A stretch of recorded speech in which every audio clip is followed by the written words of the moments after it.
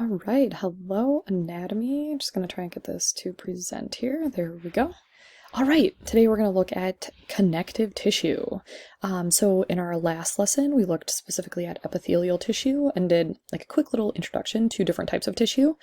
Right, so there's 4 different types: epithelial, connective, nervous, and muscle, right? So in this particular unit, we're going to focus on epithelial and connective. So go ahead and take out your connective tissue note sheet if you don't have that out quite yet. So just like when we went over epithelial tissue for connective, we're going to look at what are the main characteristics of connective tissue, and then also get into what are the different types, and then you'll want to be able to identify a picture, know like its features or characteristics, and then also where in the body is that located. Okay, so something to kind of keep in mind for tissue. All right, so some different functions of connective tissue. Right, so there's kind of 7 main ones, and on your note sheet, I think it's missing the 7th. So you can just go ahead and be sure to add that.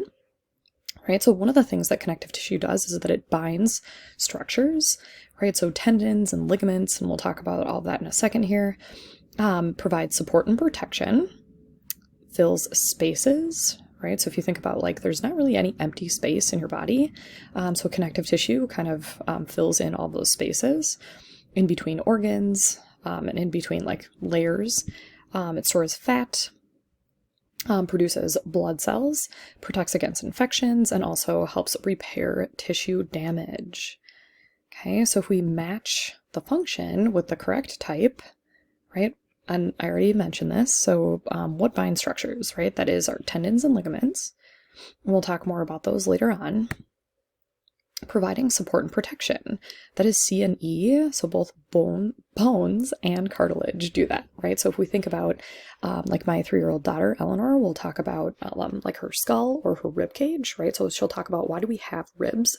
And I always talk to her about how important they are to help protect vital organs like your heart and your lungs. So that is bone and cartilage are both considered connective tissue. Right, filling the space. Adipose tissue is fatty tissue that we'll talk about in a moment here. And then storing fat, right? So that's adipose tissue, but also bones, right? In yellow marrow. Produce blood cells, right? That's also going to happen in the bone and the red marrow. Fighting against infections, those are white blood cells. So blood is considered a connective tissue. And then our white blood cells play a really important role in our immune system and fighting off infections. And then the last one, help repairs tissue damage. Those are also white blood cells, so part of the immune response. All right, so some specific characteristics of connective tissue. If we think about it, right, most of the body is connective tissue, right? If bones are considered connective tissue and blood is considered connective tissue, right, that's a lot of our body. Okay, and then something else to know about it is that the tissue is farther apart than epithelial cells, right? So if we think about like our skin, right, those are tightly packed cells. Connective tissue is not organized quite like that. It's a little farther apart. It's separated by an extracellular matrix. It can divide, right? So if we think about we want our tissue to be able to heal, being able to divide is a big part of that. Some types have a good blood supply and are well nourished, right? So because blood is what delivers nutrients to all of our cells. And then connective tissue ranges from being really rigid, right? So if we think about our bones, right, we don't want to be able to bend our bones, to really flexible, right? So thinking about fatty tissue. All right, so connective tissue is organized into 3 categories: loose, dense, and then cartilage. So we'll get into some specific details here. Okay, so starting off with loose connective tissue. Okay, the first type is areolar tissue. So that's going to bind the skin to the underlying organs and fill spaces between the muscles. So because of that, we can find it throughout the entire body. Okay, so again, every time when we're looking at a new like image, we want to keep in mind what type is this? What are some characteristics that will help us identify that? Where in the body is it located, and what is its functions, right? So it almost looks like it has these like network of fibers to kind of help bind it to underlying tissue and organs. Okay, there's another picture of it there. Okay, and the second type is adipose tissue. Okay, so this is, I almost like to think of it as like little fat bubbles. So it's storage of fats, and then if we think about, well, why is that important? What would that do? right? It's going to cushion joints and some organs as well. Okay, we can find that beneath the skin. Okay, here's another picture of that adipose tissue, right? So think about it in terms of it kind of being like fat bubbles. Okay, and then we have reticular tissue. This is actually a pretty specific type of connective tissue because you can see that it's specifically found in the liver, the spleen, and the lymph tissue, and it provides a supportive framework for those particular organs. So it's pretty specific. All right, moving on to dense connective tissue.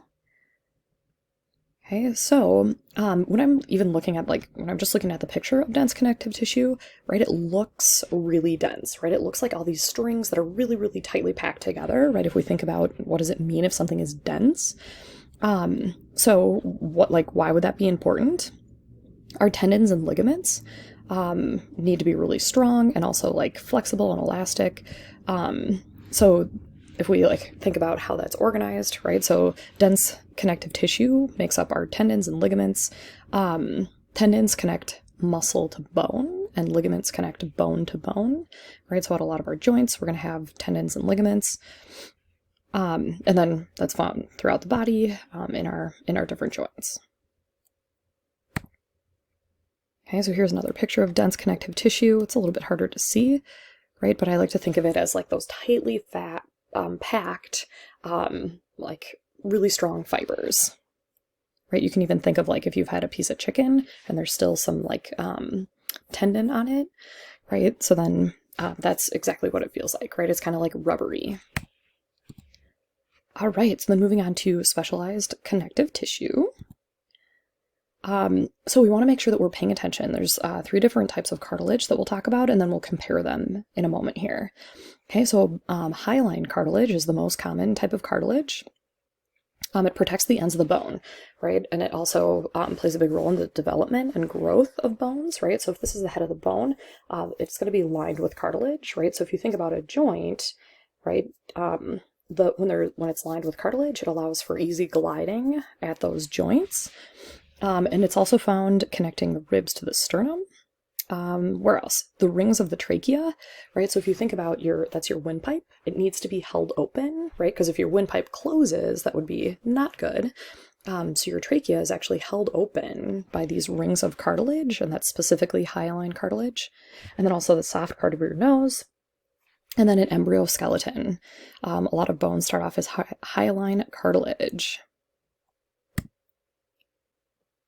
Okay, and then moving on to elastic cartilage, right? So one of the things we'll talk about in a moment here, so when you kind of see those bubbles, right, those are chondrocytes. Chondro is referring to cartilage, right? Cyte is referring to cells. So chondrocytes are cartilage cells, so they produce cartilage. And, right, so with elastic tissue, usually we can see some more elastic fibers, right? So a little bit more fibrous than if we look back at hyaline. It's usually a little bit more glossy and clear, right? So that elastic cartilage, we can still see the chondrocytes, but we should be able to see a little bit more of the elastic fibers within it, and we'll talk about that more in a slide here. Elastic cartilage, I like to think elastic ears, right? So it's more flexible than hyaline cartilage, and it makes up your ears, right? So if you ever know anyone who has their cartilage pierced right up here, right, that is elastic cartilage, elastic ears. Okay, and then we have fibrocartilage.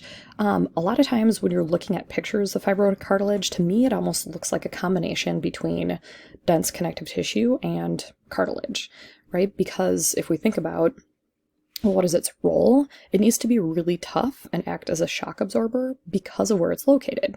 So if we think about our vertebrae, right? So in between our backbones, right? So in between the vertebrae, we have fibrocartilage that kind of form the pads, right? So it acts as a shock absorber. So every time we take a step, right, it's going to absorb some of that shock. So it's not going into the bone there.